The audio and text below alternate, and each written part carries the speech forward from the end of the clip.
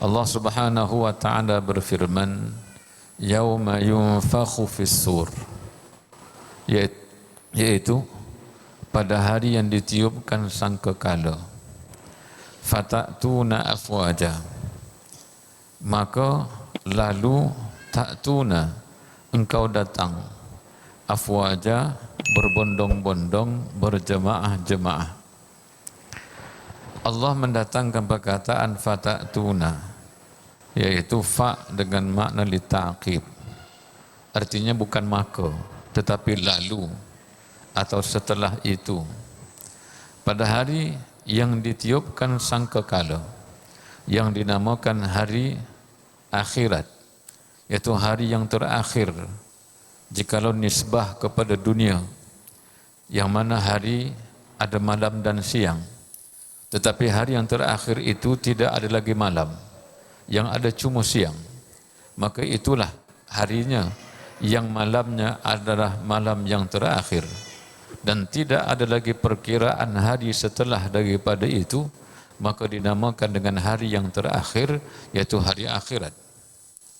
Maka pada hari akhirat itu yunfakhu fis-sur, ditiupkan sangkakala. Fatatuna lantas, setelah ditiupkan sangkakala, fatatuna lantas, ta'tuna engkau datang, semua manusia, afwaja, berbondong-bondong.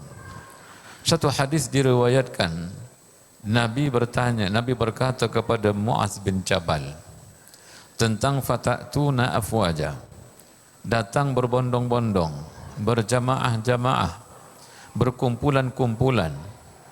Maka ada yang datang fi suratil khanazir, dengan rupa babi atau khinzir.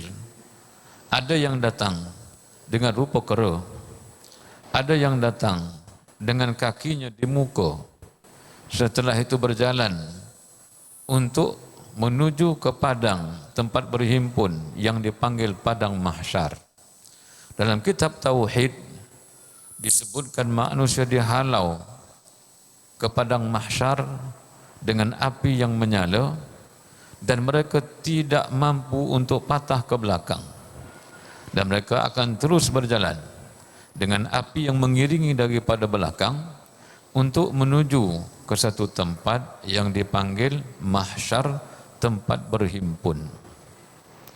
Maka pada ketika itu, ketika runtuh rantahnya langit berguguran, maka turun para malaikat daripada langit dalam keadaan bersaf-saf. Maka Allah mengatakan kepada manusia dan jin, "Ya ma'asyaral jinni wal ins, in istata'tum an tanfudhu min aqtaris samawati wal ard, fanfudhu la tanfudhuna illa bisultan, fabi ayyi ala'i rabbikuma tukadzibun." Ya ma'asyaral jinni wal ins, wahai kelompok manusia dan juga jin dan juga manusia.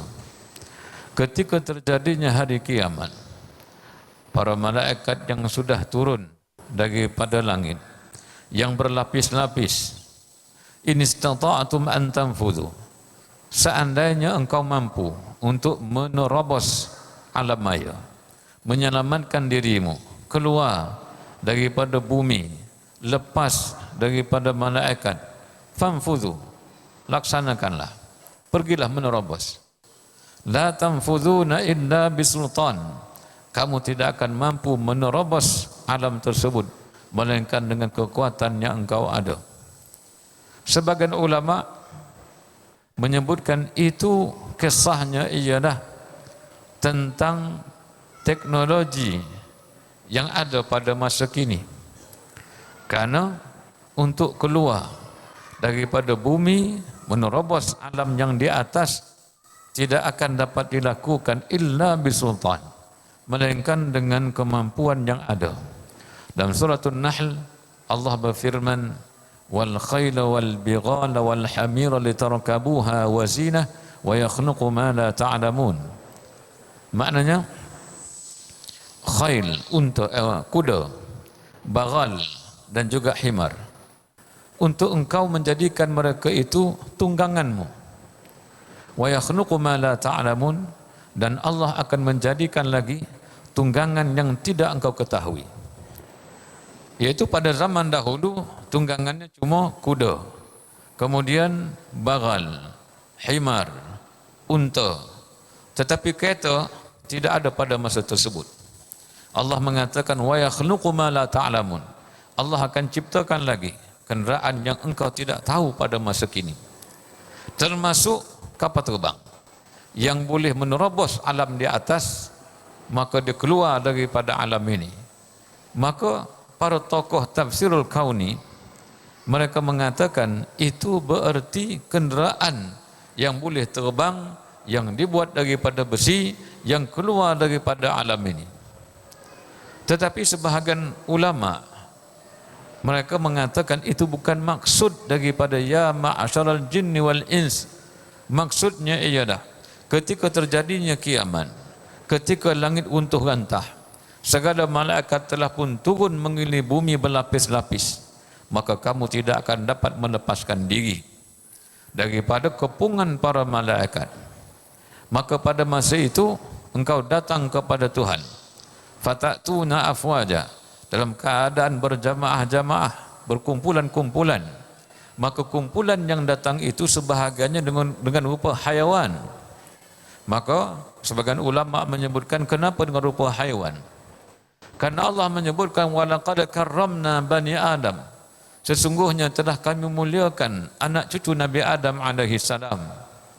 Dan bahasa yang diguna pakai oleh anak cucu Nabi Adam adalah bahasa Nabi Adam alaihi salam. Sehingga ada ulama mengatakan Nabi Adam alaihi salam menguasai puluhan ribu bahasa. Maka salah satu daripada bahasa itu digunakan oleh setiap manusia di atas muka bumi ini. Maka jangan kita kata orang di Afrika atau di Afrika ini orang yang tak tahu bahasa. Tidak. Bahasa itu pernah dituturkan Nabi Adam alaihi salam, dan mereka mewarisi. Hatta kulit mereka sekalipun itu sudah ada sedikit daripada kulit Nabi Adam alaihi salam. Kerana Nabi Adam diciptakan daripada pelbagai jenis tanah yang mewakili kulit manusia. Ada yang berkulit hitam, kulit merah dan sebagainya. Itulah warna tanah yang ditempuh Nabi Adam alaihi salam. Dan Nabi Adam menguasai banyak bahasa, maka puluhan ribu bahasa diwariskan kepada anak cucu dia. Maknanya mereka memiliki warna kulit Nabi Adam, mereka memiliki rupa bentuk Nabi Adam, mereka memiliki bahasa Nabi Adam. Bagaimana mereka boleh diazab dalam neraka Allah Subhanahu wa taala? Melainkan setelah mereka ditukarkan bukan dengan rupa Nabi Adam alaihi salam, ditukarkan dengan rupa khanazir dan juga kera dan sebagainya, dengan struktur tubuh yang berlainan daripada tubuh asal manusia. Mengikut Nabi Adam AS, dengan kaki dipindahkan ke muka, berjalan dengan kaki. Apa kesalahan orang ini? Itu hampir Nabi menyebutkan 20 kelompok. Satu kita ambil, qiradah, yaitu kera-kera, atau bahasa yang lebih lembut, boruk. Maknanya beruk. Kenapa jadi beruk?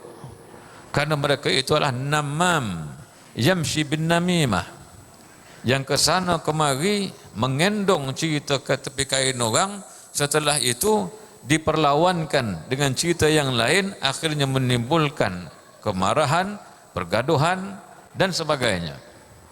Ini yang satu ketika Nabi SAW dengan sahabat yang lalu di perkuburan, Nabi berhenti, Nabi minta, yaitu pelepah tamar. Nabi kerat dua, Nabi letakkan di satu kubur dan di satu kubur yang lain. Mudah-mudahan Allah meringankan seksaannya, kata Nabi, selama mana pelepah tamar ini masih basah. Artinya ialah wa in min syai'in illa yusabbihu bihamdih walakin la tafqahuna tasbihahum. Tidak ada satu pun di atas muka bumi ini illa melainkan yusabbihuna bihamdih.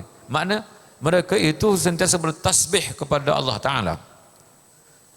Oleh kerana pelepah tamar yang basah, maka sentiasa bertasbih kepada Allah, maka orang yang di bawah mendapat manfaat daripada tasbihnya pelepah tamar yang sudah dipecah dua oleh Nabi sallallahu alaihi wasallam.